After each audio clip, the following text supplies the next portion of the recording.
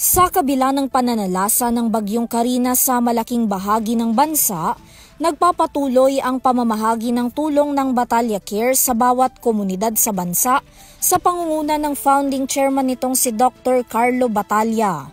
Isa sa mga nahatiran ng tulong at nabigyan ng 40 wheelchair ang mga residente sa Macabebe, Pampanga na naglalayong mapabuti ang kalidad ng pamumuhay ng mga benepisyaryo nito lalo na ang mga may kapansanan. Katuwang ng Batalya Care sa naturang pamamahagi sina former DPWH Assistant Secretary Walter Ocampo, Macabebe Councilor Attorney Third Macalinaw, Crimes and Corruption Watch International at iba pa. Bukod sa mga wheelchair, nag-abot din sila ng mga grocery packs at food packs sa mahigit 40 benepisyaryo. Samantala, kasabay naman ng pagbubukas ng balik eskwela, 34 na mga mag-aaral mula sa Kabugnayan, Abaca, Mabini, Bohol ang nahatiran din ng mga school kits na magagamit ng mga ito sa kanilang pag-aaral.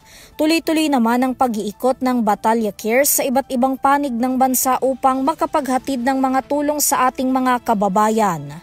Para sa Your TV News, Vanessa Cleofas, sumasaludo sa bawat Pilipino.